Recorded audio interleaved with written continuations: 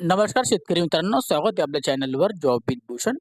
तुमच्यासाठी एक चांगली अपडेट घेऊन आलेलो आहे शेतकरी मित्रांनो. हा जो जी-आर आलेला आहे मित्रांनो, राज्यातील विविध जिल्ह्यात जून 2025 ते सप्टेंबर 2025 अतिवृष्टी व पूर यामुळे झालेल्या शेती पिकांच्या नुकसानपोटी बाधितांना मदत देण्याबाबतचा हा जी-आर आलेला आहे. 20 ऑक्टोबर 2025 चा लेटेस्ट असा हा जी-आर असणार आहे. ओके. आता या जी-आरमध्ये तुम्हाला मी संपूर्ण माहिती देणार आहे स्टेप बाय स्टेप. तर तुम्हाला व्हिडिओला शेवटपर्यंत नक्की बघायचा आहे आणि चॅनलला सबस्क्राईब करून ठेवायचं, बेल आयकॉनला प्रेस करून ठेवायचं आणि आपलं टेलिग्राम चॅनल, व्हॉट्सअपवर, इन्स्टा आयडी, फेसबुक आयडीला पण फॉलो करून ठेवायचं आहे. आता हा जो जी-आर आलेला आहे शेतकरी मित्रांनो, राज्यातील विविध जिल्ह्यामध्ये जून 2025 सप्टेंबर 2025 मध्ये अतिवृष्टी व पूर यामुळे झालेल्या शेती पिकांच्या नुकसानपोटी बाधितांना मदत देण्याबाबतचा हा जी-आर आलेला आहे. महाराष्ट्र शासनाकडून महसूल व विभागाकडून दिनांक 20 ऑक्टोबर 2025 चा लेटेस्ट हा जी-आर असणार आहे. त्याच्यामध्ये दिलेल्या प्रस्तावना जी आपण वाचून घेऊ.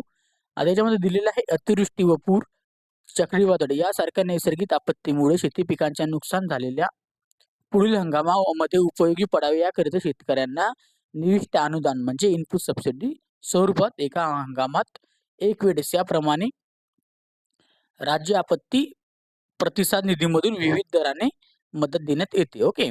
तसेच इथे सांगण्यात आलेलं आहे राज्य आपत्ती प्रतिसाद निधीच्या इतर मान्य बाबींकरिता देखील विविध दराने मदत देण्यात येते. शासन निर्णय महसूल व वन विभाग क्रमांक दिनांक 27/3/2023 मध्ये राज्य आपत्ती प्रतिसाद निधीची निकष व दर विहित करण्यात आलेले आहे. केंद्र शासनाने विहित केलेल्या 12 नैसर्गिक आपत्ती व्यतिरिक्त राज्य शासनाने 30/1/2024 अवेळी पाऊस, त्याच्यानंतर अतिवृष्टी व वीज कोसळणे, समुद्र उधाण, त्याच्यानंतर आकस्मिक आग या स्थानिक आपत्तीमध्ये होणाऱ्या नागरिकांना मदत देण्याची धोरणं निश्चित केलेली आहे.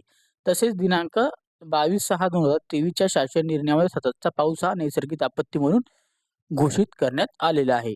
त्याच्यामध्ये दिलेला आहे खरीप हंगाम 2025 व यापुढील कालावधीकरिता केंद्र व राज्य शासनाने अधिसूचित केलेल्या नैसर्गिक आपत्तीमुळे शेती पिकांचे नुकसानी बाबतीत घ्यावीत निविष्ट अनुदानाचे दर व निकष शासन निर्णय 27/3/2023 प्रमाणे देय राहील असा निर्णय दिनांक 30/5/2025 रोजीच्या शासन निर्णयामध्ये घेण्यात आलेले आहे. त्यानंतर दिनांक 27/3/2023 रोजीच्या शासन निर्णयातील निकष व दरानुसार विभागीय आयुक्त यांनी निधी मागणीचा प्रस्ताव संदर्भ क्रमांक 4 ते येथील पत्रामध्ये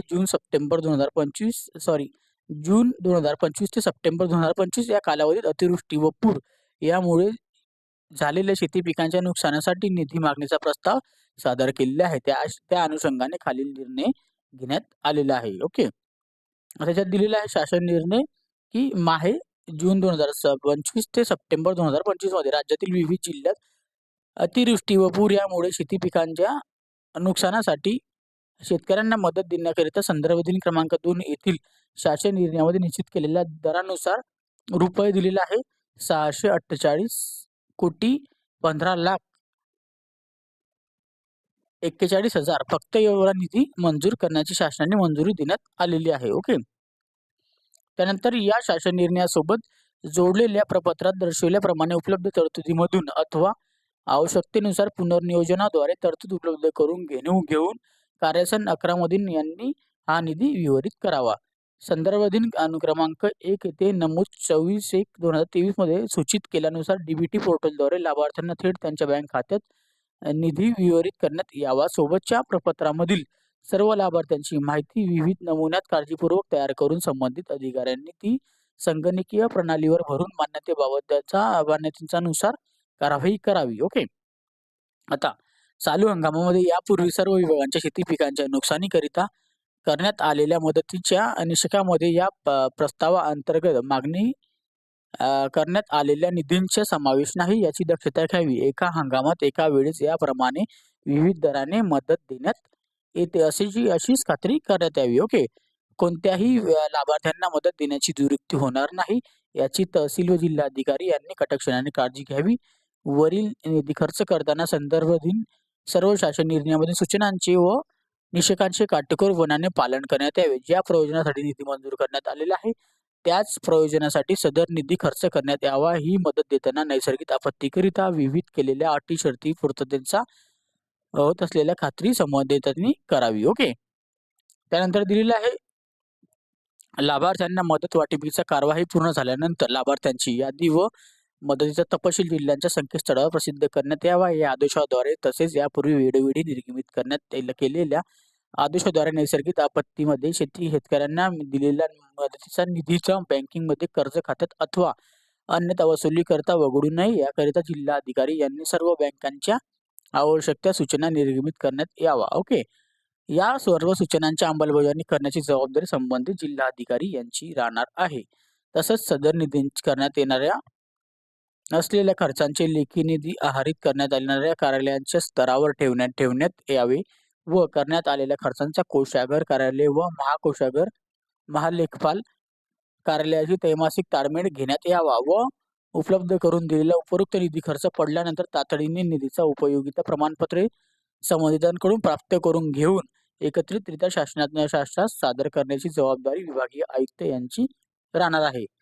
तसेच इथं दिलेला आहे संदर्भ क्रमांक 3 येथे दिनांक 10/10/2025 रोजीच्या शासन निर्णयाच्या राज्य आपत्ती प्रतिसाद निधीच्या निषेधाबाहेर देण्यात येणाऱ्या मदतीच्या अनुषंगाने 2 ते 3 हेक्टर मर्यादेत 1 हेक्टर शेती पिकांच्या नुकसानीचा मागणी क्रमांक दिलेला आहे. मुख्य लेखा शीर्ष 22/45 नैसर्गिक आपत्ती निवारेसाठी अर्थसहाय्य, पूर, चक्रीवादळ इत्यादी अनुग्रह सहाय्य, राज्य आपत्ती प्रतिसाद निधीच्या मानका व्यतिरिक्त नैसर्गिक आपत्तीमुळे शेती पिकांच्या शेतकऱ्यांना सहाय्य अनुदान वेतन श्रेणीमध्ये अंतर्गत सोबतच्या विवरणपत्रामध्ये दर्शवण्याचा खर्च दिलेला आहे.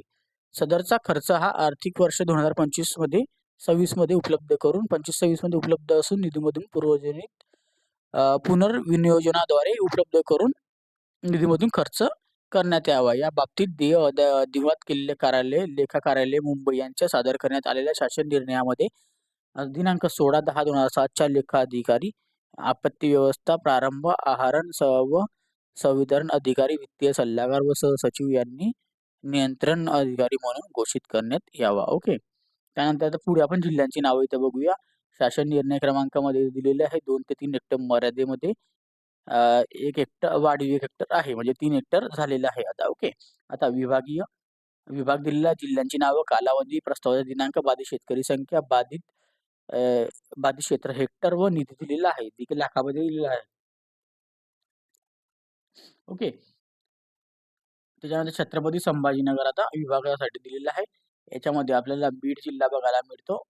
लातूर जिल्हा, परभणी, छत्रपती संभाजीनगर, जालना, हिंगोली व नांदेड. आता ह्या जिल्ह्यासाठी आता दिलेल्या आहे छत्रपती संभाजीनगरमध्ये टोटल इथं आपण बघूया. आता दिनांक जे वेगळे असणारे प्रत्येक जिल्ह्यानुसार बाधित शेतकऱ्यांची संख्या दिलेली आहे 3,58,612 बाधित हेक्टर दिलेलं आहे. 3,88,101.13. ओके. आणि इथं दिलेलं आहे 34,661.70 लक्ष निधी मंजूर झालेला आहे. ओके. त्याच्यानंतर आता नागपूरसाठी इथं बघायला गेले विभागामध्ये याच्यामध्ये जिल्हे येणार आहे नागपूर जिल्हा, चंद्रपूर जिल्हा, वर्धा परत आलेले आहेत, गडचिरोली एकदा. ओके. तर नागपूर विभागीय आयुक्ताला 39,31 शेतकऱ्यांची संख्या आहे बाधित आणि इथं 7,698.25 बाधित हेक्टर आहे आणि इथं 751.75 लक्ष निधी मंजूर झालेला आहे. त्यानंतर नाशिकसाठी इथं आलेलं आहे. इथं नाशिक जिल्हा विभागासाठी नाशिक जिल्हा, जळगाव जिल्हा, त्यानंतर इथं अहिल्यानगर जिल्हा. आता ह्या तिघी जिल्ह्यांना मिळवून जे शेतकरी असणार आहे बाधित शेतकरी 53,865 बाधित हेक्टर क्षेत्र असणार आहे. 50,729 आणि एकूण निधी मंजूर झालेला 5,936.13 लक्ष निधी मंजूर झालेला आहे. त्यानंतर इथं अमरावती आपला अमरावतीमध्ये अकोला जिल्हा, त्यानंतर अमरावती जिल्हा, यवतमाळ जिल्हा, बुलढाणा जिल्हा, वाशिम आणि यांच्यासाठी आपल्याला टोटल निधी मंजूर जो आलेला आहे त्यासाठी इथं बाधित शेतकऱ्यांची संख्या असणार 1,07,615. त्यानंतर इथं क्षेत्र असणार आहे बाधित 1,39,438.23 आणि इथं 13,156.47 लक्ष निधी मंजूर झालेला आहे. त्यानंतर पुणे जिल्ह्याकरिता इथं आलेल्या सोलापूर आणि सांगली जिल्ह्यामध्ये पुणे विभागामध्ये याच्यामध्ये दिलेला आहे 88,143 शेतकऱ्यांची संख्या आहे 143. ओके.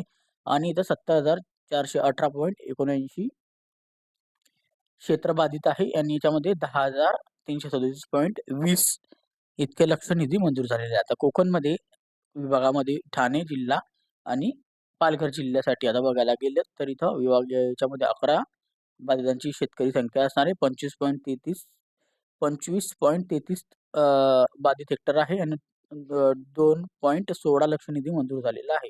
आता याच्यामध्ये बघायला गेले तर संपूर्ण निधी इथं दिलेला आहे. संपूर्ण शेतकऱ्यांची संख्या बघायला गेली पूर्ण याच्यामध्ये तर 6,12,177 संख्या आहे शेतकऱ्यांची. बाधित हेक्टर जर बघायला गेले पूर्ण याच्यामध्ये तर 6,56,300.83 बाधित हेक्टर आहे आणि निधी मंजूर झालेला आहे तुमच्या समोर दिलेला आहे याच्यामध्ये, जो की असणार आहे 648,40,15,41,41,हजार एवढा निधी मंजूर झालेला आहे. ओके, तर लवकरात लवकर शेतकऱ्यांच्या खात्यामध्ये जमा होणार आहे. तातडीने जमा करण्याची इथं परवानगी दिलेली आहे.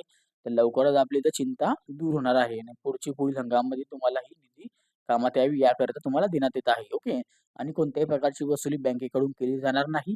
तर कोणत्याही बँकवाल्यांना आपल्या वसुलीसाठी आले की त्यांना हा GR वगैरे तुम्ही दाखवू शकतात. ओके, नाही तर त्यांची कंप्लेंट करून टाकायची. ओके, जिल्हाधिकारी कार्यालयामध्ये. ओके, जर तुम्हाला या व्हिडिओ रिलेटेड काही डाऊट वगैरे असेल अजून शेतकरी मित्रांनो, तुम्ही मला कमेंट बॉक्समध्ये कमेंट करा किंवा मला Instagram, Facebookला मेसेज करा. त्याची लिंक तुम्हाला डिस्क्रिप्शन बॉक्समध्ये मिळून जाईल. ओके, जर तुम्हाला याची PDF फाईल पाहिजे असेल तर टेलिग्राम चॅनल, WhatsApp ग्रुपला मी याची PDF फाईल शेअर करून देईल. तिथून जाऊन तुम्ही डाउनलोड करू शकता. तर त्याची पण लिंक तुम्हाला डिस्क्रिप्शन बॉक्समध्ये मिळून जाईल. ओके, काय डाऊट असेल तर कमेंट बॉक्समध्ये कमेंट करा. व्हिडिओ आवडला असेल लाईक करा, जास्तीत जास्त शेतकऱ्यांपर्यंत शेअर करा. ओके, चॅनलवर पहिल्यांदा असाल तर चॅनल सबस्क्राईब करा, बेल आयकॉनला प्रेस करा. डेली तुमच्यासाठी नवीन GRs, गव्हर्नमेंट योजना, गव्हर्नमेंट जॉब्स असे ऑपॉर्च्युनिटी तुमच्यासाठी इथे घेऊन येत असतो. ओके, असेच अपडेट बघण्यासाठी आपण आता भेटूया आता नेक्स्ट व्हिडिओमध्ये. तोपर्यंत जय हिंद मित्रांनो. थँक्यू.